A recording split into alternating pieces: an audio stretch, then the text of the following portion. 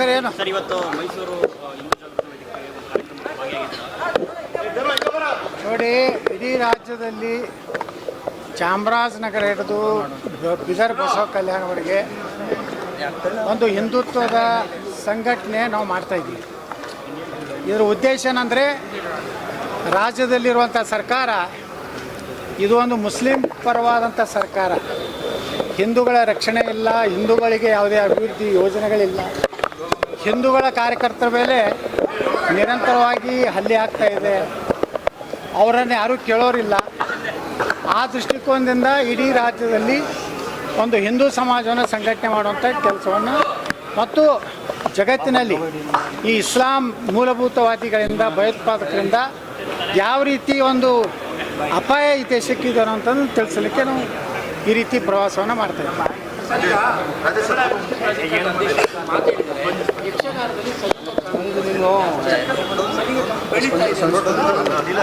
ನೋಡಿ, ಅಲ್ಲಿ ಏನಾಗಿದೆ, ಅವರು ಯಾರು ಅದರ ಅಧ್ಯಕ್ಷರಿದ್ದಾರೆ ಅವ್ರ ಗಮನ ತೊಗೊಂಡು ಏನು ಪರಿಹಾರ ಕಂಡುಹಿಡ್ಬೇಕು ಅವ್ರು ರೆಡಿ ಮಾಡೋದು. ಹೌದು, ನಿಜ. ಖರೆ ಅದನ್ನು ಜವಾಬ್ದಾರಿ ಅವ್ರ ಅಧ್ಯಕ್ಷರಿದ್ದಾರೆ ಅಂದರೆ ಅಧ್ಯಕ್ಷರು ಅದನ್ನು ಯಾವ ರೀತಿ ನಿರ್ಮೂಲನೆ ಮಾಡಬೇಕು ಅನ್ನೋಂಥ ಒಂದು ಚರ್ಚೆ ಮಾಡಬೇಕು. ಆ ರೀತಿ ಆ ಸಂಘಟನೆಯಲ್ಲಿ ಆ ಒಂದು ಕಾರ್ಯಕ್ರಮಗಳನ್ನು ಆ ಒಂದು ಶಿಸ್ತನ್ನು ತರಲಿಕ್ಕೆ ಅವರೇ ಪ್ರಯತ್ನ ಮಾಡಬೇಕು. ಸರ್, ಈಗ ರಾಜ್ಯದಲ್ಲಿ ಅಡ್ಜಸ್ಟ್ಮೆಂಟ್ ಪಾಲಿಟಿಕ್ಸ್ ನಡೀತಾ ಇದೆ. ಬಿಹಾರದಲ್ಲಿ ಆಗಿದ್ದಿಲ್ಲ ಸಾಧ್ಯನಾ ಅಂತ ಇವತ್ತಿನ ಪರಿಸ್ಥಿತಿಯಲ್ಲಿ ನೋಡಿ, ಈ ಅಡ್ಜಸ್ಟ್ಮೆಂಟ್ ರಾಜಕಾರಣಿಗಳು ಮತ್ತೆ ಕರ್ನಾಟಕದಲ್ಲಿ ಮುಖ್ಯಮಂತ್ರಿಗಳಾದರೆ ಸಿದ್ದರಾಮಯ್ಯ ಸರ್ಕಾರಕ್ಕೆ, ಪೂಜ್ಯ ತಂದೆಯವರ ಸರ್ಕಾರಕ್ಕೆ ಯಾವುದೇ ರೀತಿ ವ್ಯತ್ಯಾಸ ಇರುವುದಿಲ್ಲ. ಇವರು ಹಿಂದೂಗಳನ್ನು ರಕ್ಷಣೆ ಮಾಡಿಲ್ಲ, ಪೂಜ್ಯ ತಂದೆಯವರಾಗಲಿ ಹಿಂದಿರುವಂಥ ನಮ್ಮ ಸರ್ಕಾರದವರು.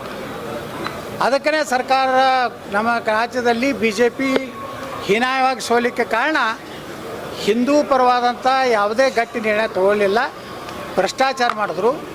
ಆ ಭ್ರಷ್ಟಾಚಾರದ ಫೈಲ್ಗಳನ್ನು ಸಿದ್ದರಾಮಯ್ಯ ಮತ್ತು DK ಶಿವಕುಮಾರ್ ಇಟ್ಟುಕೊಂಡು ಈ ರಾಜ್ಯದ 2 ವರ್ಷ ಯಶಸ್ವಿಯಾಗಿ ಪೂರೈಸಿದಂಥ ಪೂಜ್ಯ ತಂದೆಯವರ ಕಿರಿಯ ಮಗ ಒಂದು ದಿವಸನೂ ಸಿದ್ದರಾಮಯ್ಯವ್ರ ಬಗ್ಗೆ, DK ಶಿವಕುಮಾರ್ ಬಗ್ಗೆ ವಿಧಾನಸಭೆಯಲ್ಲಿ ಮಾತನಾಡಲಿಲ್ಲ.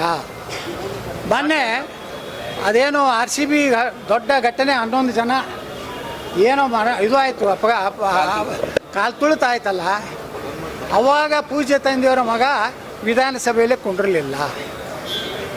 ಹಿಂದೂ ವಿರೋಧಿ ಬಜೆಟನ್ನು ಸಿದ್ದರಾಮಯ್ಯನವರು ವಿಧಾನಸಭೆಯಲ್ಲಿ ಏನು ಓದಿದ್ರು, ಬಜೆಟ್ ಮೇಲೆ ಭಾಷಣದಲ್ಲಿ ಪೂಜ್ಯ ತಂದೆಯವರ ಮಗ ಮುಖ್ಯಮಂತ್ರಿ ಸಿದ್ದರಾಮಯ್ಯ ಅಭಿನಂದನೆ ಸಲ್ಲಿಸಿ, ಇಷ್ಟು ದೊಡ್ಡ ಬಜೆಟನ್ನು ಕೊಟ್ಟಿದ್ದೀರಿ, ಸುದೀರ್ಘವಾದ ಬಜೆಟ್ ಕೊಟ್ಟಿದ್ದೀರಿ, ಧನ್ಯವಾದ ಅಂತ ಹೇಳಿದ್ರು. ಒಂದು ಸಲ ಅಂತರೂ DK ಶಿವಕುಮಾರ್ ಎದ್ದಿತ್ತು ಪೂಜ್ಯ ತಂದೆಯವರ ಬಗ್ಗೆ ಮತ್ತು ನಮ್ಮ ವಿರೋಧ ಪಕ್ಷ ನಾಯಕರಿಗೆ, ನಿಮ್ಮದು ಭಾಳಷ್ಟಿದೆ ಫೈಲು, ಬಿಚ್ಚಿಡ್ಲಾ ಸೋಮನೆ ಕೂತ್ಕೋಬೇಕು ಅಂದಾಗ ಅದಕ್ಕೆ ಇವರಿಬ್ಬರು ಉತ್ತರ ಕೊಡಲಿಲ್ಲ. ಈ ರೀತಿ ಕರ್ನಾಟಕದಲ್ಲಿ BJP ಮುಖ್ಯಮಂತ್ರಿ ಯಡಿಯೂರಪ್ಪನ ಮಗ ಆದರೆ, ಕಾಂಗ್ರೆಸ್ನಲ್ಲಿ ಸಿದ್ದರಾಮಯ್ಯ DK ಶಿವಕುಮಾರ್ ಮುಖ್ಯಮಂತ್ರಿಗಳ ಆದರೂ ಸಹ ವ್ಯತ್ಯಾಸ ರಾಜ್ಯದ ಹಿಂದೂಗಳಿಗೆ ಆಗೋದಿಲ್ಲ, ಭ್ರಷ್ಟಾಚಾರ ಕಡಿಮೆ ಆಗೋದಿಲ್ಲ. ಇದು ಸ್ಪಷ್ಟ. ಅದಕ್ಕೇ ಕರ್ನಾಟಕದಲ್ಲಿ BJP ನಾಯಕತ್ವ ಬದಲಾವಣೆ ಆಗಬೇಕು. ಈಗ ಮನೆಗೆ ಅಡ್ಡಾಡ್ತಾ ಇದ್ದಾರೆ, ತಾವೇ ಬುಕ್ಕೆ ತಗೊಂಡು. ಹಿರಿಯ ನಾಯಕ ಸದಾನಂದ ಗೌಡರ ಮನೆಗೆ ಭೇಟಿ, ಅವರ ಸಲಹೆಯನ್ನು ಕೇಳಿದೆ.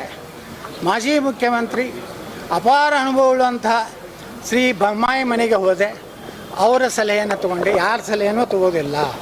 ಇವಾಗ ಸಲಹೆ ತಗೋದು ತಮ್ಮೇಶ್ ಗೌಡ, ಪ್ರೀತಮ್ ಗೌಡ, ರುದ್ರೇಶ, ಒಂದಿಷ್ಟು ಆ ಪಟಿಂಗರ ಒಂದು ಗುಂಪು ಏನಿದೆ ಅವರ ಸಲಹೆ ತೊಗೊಂಡು ಈ ರಾಜ್ಯದಲ್ಲಿ ಈ ವಿಜಯೇಂದ್ರ ಯಶಸ್ವಿ ರಾಜ್ಯ ಅಧ್ಯಕ್ಷ ಆಗಿಲ್ಲ. ಜನರ ಮನಸ್ಸಿನಲ್ಲಿ ವಿಜಯೇಂದ್ರ ಬಗ್ಗೆ ಯಾವುದೇ ಅನುಕಂಪ ಇಲ್ಲ. ಇವತ್ತು ರಾಜ್ಯದ ಮುಖ್ಯಮಂತ್ರಿಗಳು ಕೇವಲ ಮುಸ್ಲಿಂ ಪರವಾಗಿ ಮಾತಾಡೋದು ಬಿಟ್ಟರೆ ಯಾವಾಗಲೂ ಹಿಂದೂಗಳ ಪರವಾಗಿ ಮಾತಾಡೋದಿಲ್ಲ. ನಾನು ಮುಸ್ಲಿಂ ಆಗಿನ ತಿಳ್ಕೋರೇನೋ ಅಂತ ಬಹಿರಂಗ ಹೇಳಿಕೆ ಕೊಡ್ತಾರೆ. ಅಂದರೆ ಇವ್ರು ಹೆಂಗೆ ಜಾತ್ಯತೀತ ನಾಯಕರಾಗ್ಲಿಕ್ಕೆ ಸಾಧ್ಯತೆ?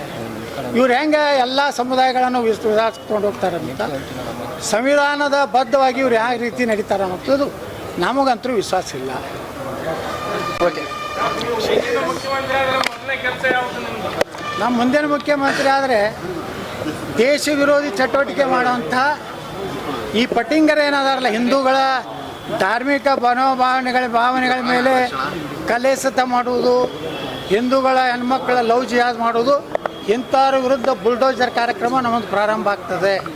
ಭ್ರಷ್ಟಾಚಾರ ರಹಿತವಾದಂಥ ಅಭಿವೃದ್ಧಿ ಪರವಾದಂಥ ಹಿಂದೂ ಪರವಾದಂಥ ಸರ್ಕಾರ ನಾವು ಕೊಡ್ತೀವಿ ಹೊರತು ನಮ್ಮ ಮನೆ ತುಂಬಿಸುವಂಥ ಭ್ರಷ್ಟಾಚಾರ ಮಾಡೋದಿಲ್ಲ ಅಂತೇಳಿ ಇವತ್ತು ಮೈಸೂರು ಚಾಮುಂಡಿ ದೇವಿಯ ಸನ್ನಿಧಿಯಲ್ಲಿ ನಾನು ನಿರ್ಣಯ ಮಾಡಿದ್ದೇನೆ. ಇನ್ನಷ್ಟು ಸುದ್ದಿಗಾಗಿ ನಮ್ಮ ನ್ಯೂಸ್ 11 ಕರ್ನಾಟಕ ಚಾನೆಲ್ಗೆ ಲೈಕ್ ಮಾಡಿ, ಶೇರ್ ಮಾಡಿ, ಸಬ್ಸ್ಕ್ರೈಬ್ ಮಾಡಿ.